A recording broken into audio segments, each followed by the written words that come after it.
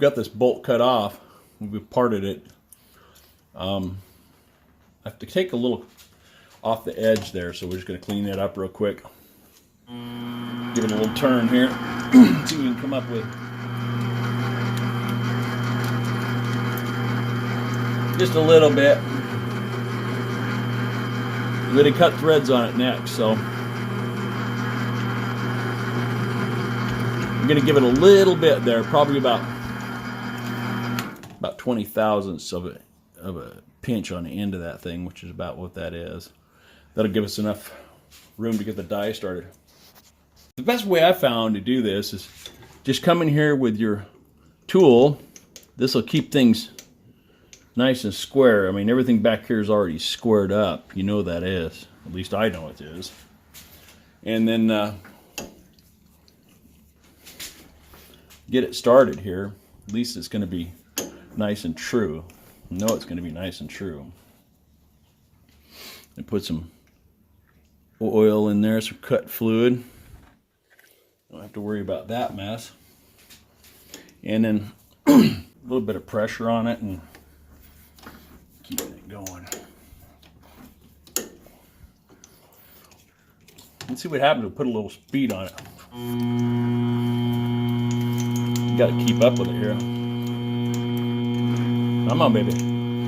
And we got to remember to stop at the end here. A little stiff right there in that spot.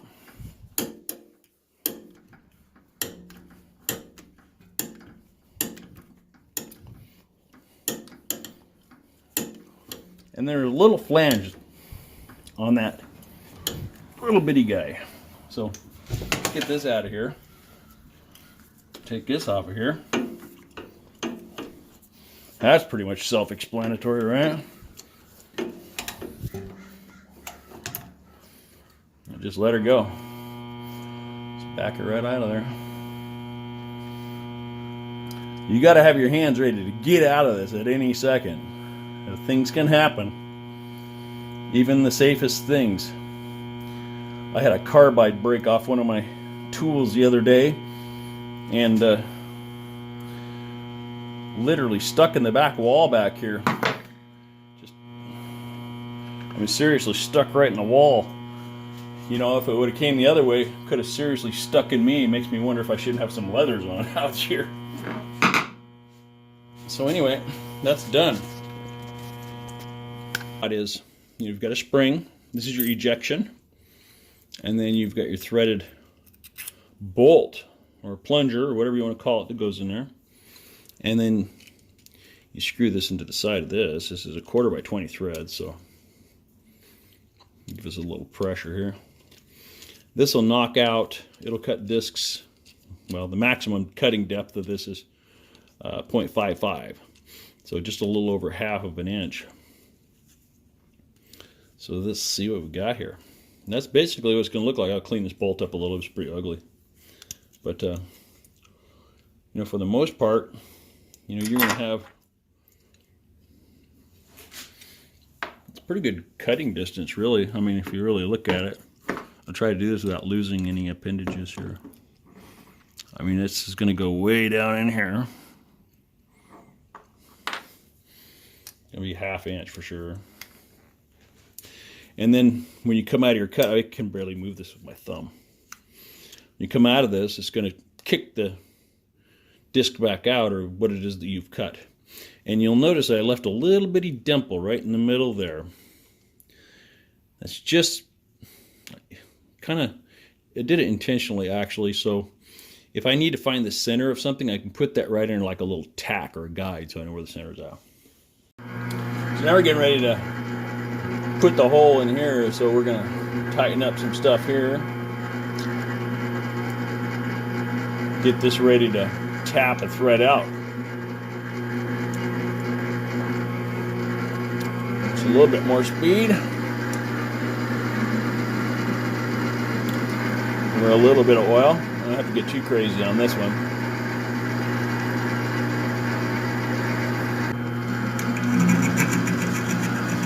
That sounds way happy, doesn't it?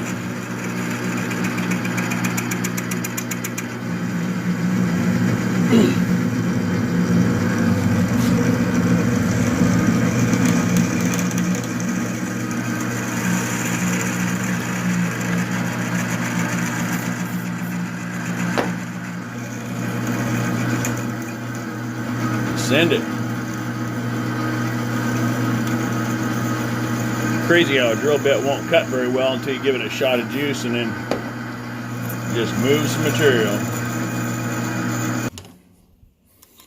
Take this into slow mode here. See what we can do.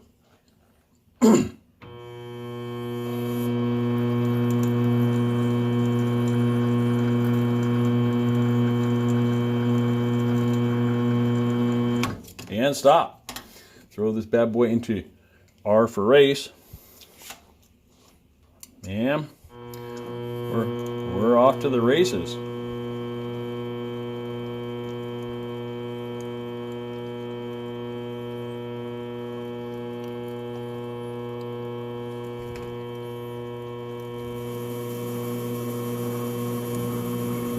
And just like that, pretty much shredded. Tapped her out. We'll blow this bit off. Throw that back in the hole here. That's going to work out great. Sweet. So we'll blow that out. Don't forget your eye protection.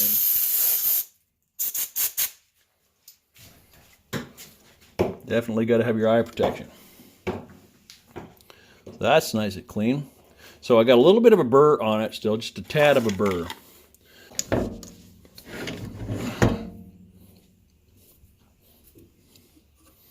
Make sure this is in forward motion. I'm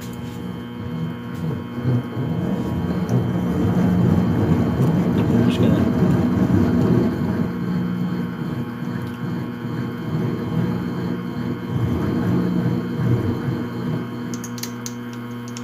trim it up just a little bit. Yep, that looks beautiful. All right, so the next thing we got to do is this hole in here is absolutely the same size all the way through. So what I'm going to do is I'm going to open it up just a little bit inside. So here it's 0.625. I want it back in here. I want to go about, I don't know, 640. I got enough meat in there to do that. Just to open it up a little bit, and basically that'll allow, you know, when the item's in there, it doesn't lock into place. We don't have that friction involved all the way through this whole taper. We want it tapered in here so it just pops out. The only place it's going to be touching is right here at the sharp edge. That'll make it easier for discharging the part that you cut with it. Let's see what kind of... I can live with 2000s. It's something on the inside. It's not a big deal. You're not going to see it on the outside. It's just about functionality. It's not about air pressure or anything like that. So we're going to go ahead and release this. Okay, this next step here is like, you know, I got a little shop vac down here I keep around. And girls call him Booger. But, you know, a lot of people don't know this, but through the center of this thing, you can see the hole. That's the hole I tapped on the other side, way over here. So, what I'm going to do in this particular situation is I'm going to set the vacuum up to blow instead of suck. And I'm going to hook this up to here. And we're going to blow air back through it. And it's going to take the chips out of the hole. And lots of eye protection situation here. So sometimes I'll do it straight through, you know, pull them back this way if the hole in the center is bigger. But we only got a 5/16 threaded hole, 5/16 by 18. And that's not going to pull a lot of these chips through. It's just going to hose up and get caught up in there, and we'll have to clean that out again. So I want to blow instead, so everything's going that way. Some people use air pressure. I just like to use shop vac. It's just simple.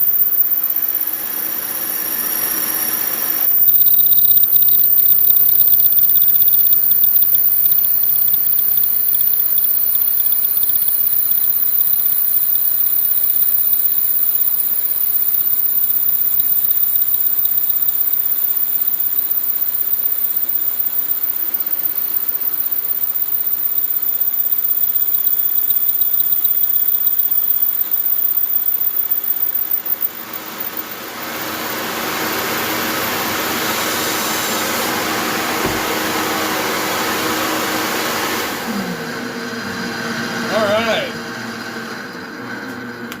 That was pretty painless. I know it takes up a lot of time, guys, but you know, sometimes the setup takes a lot longer to do than the actual work itself. So we'll try to take you in here and see if you can see the taper in this bad boy.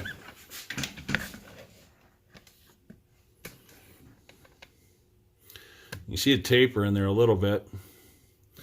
You know, if it starts from the front here about a 1/16 of an inch in, and it goes back in there to the back where that little ridge is. That ridge is 80 thousandths wider than it is up front here. So that'll give it some relief. That'll work out sweet. In there a little bit. You know, if it starts from the front here about a 1/16 of an inch in, and it goes back in there to the back where that little ridge is. That ridge is 80 thousandths wider than it is up front here. So that'll give it some relief. That'll work out sweet. Okay, I'll shut this thing down. Now that prettied up pretty good. Pretties up better than I do. Yeah, see? And that's not too bad there. Give it a little aesthetic value.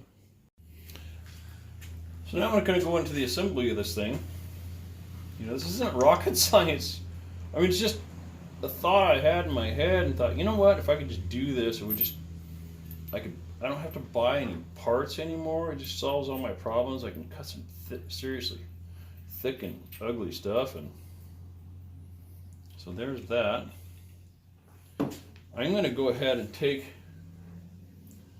some Loctite.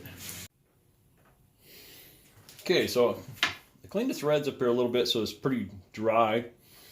We don't want much corrosion or whatever. I'm going to use some red thread locker.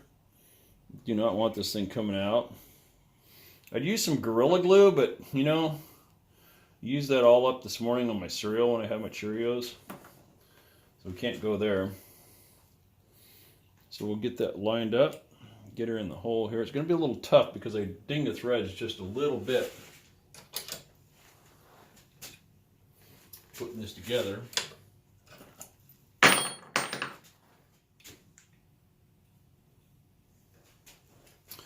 Anyway, I'm going to go ahead and try to get this started.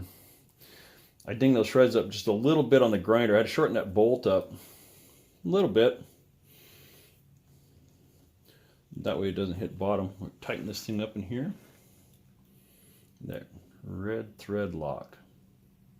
I don't want it too tight because then it'll catch in here. Okay, so we're still flush at the end, which I wanted. It's going to grow as this wears in here. It's going to wear. I mean, it's just going to. So that's basically what it's going to look like. We're going to go ahead and trim this bolt up here. We're going to apply it to the end. We should be done. Okay, so I found me I am not going to Loctite this on here. I wish this was a little prettier. If I had a little bit of, I'll find me a stainless steel one or something, put it on there and pretty it up a little bit. So we'll have that like that, and then I just take and tighten that up a little bit. It's right-hand thread, so when it's on a drill, it'll turn to the right. And let me set this set nut and see how she flies. See what she does. Okay, we're going to bring this in here in a little room. See what we can come up with here. Now, none of this is bolted down. I suppose it should be. We're going to give this a try here and see how this turns out. I suppose that's good. It's cut all the way through. See, there's cardboard. That shouldn't be a problem ever. So serious stuff here. This is industrial rubber, 1/4 inch thick. Heavy duty stuff here. We're going to give this a whack.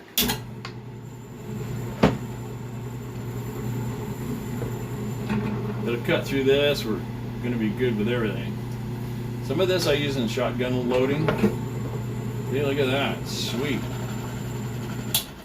Cut this off so we don't wear out my cutting board. Look at that. Just as sweet as pie. So the idea of having this spring-loaded ball in there, my thinking is You can just go right on down the line and not have to worry about them flying around or anything. And just cut it. And it stays in the hole because it pushes it right back in where it came from.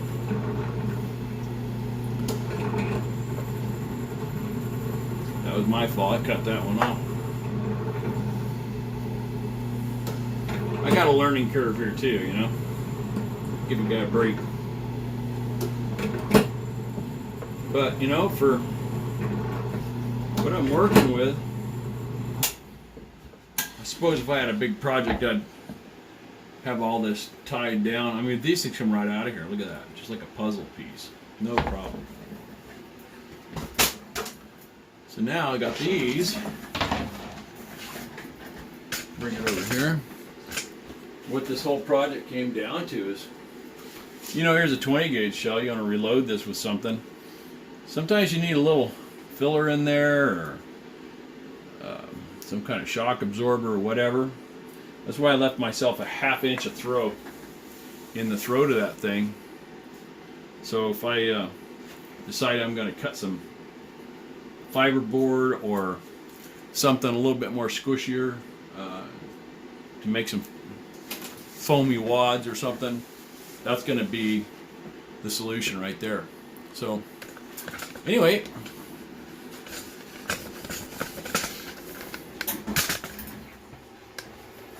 there it is. Pretty simple. I mean, we'll stack a couple in here, kind of give you an idea how much throw I have. Stack a couple up here. Take 3 of them because that's probably closer to what this thing's capable of anyway. I just squish them down in there. See what we got. But we stack these nice and straight first. Okay, we'll give this a try. So you don't go way past that. They're just mushrooming out. But I mean, essentially, there's 3 1/4-inch pieces. It cut the outside of that off that bubbled up. And you can see down here at the bottom that this spring is let this fly back inside. The piston's moved up inside. Now when I let the pressure off, the piston's going to push the material right back out the bottom.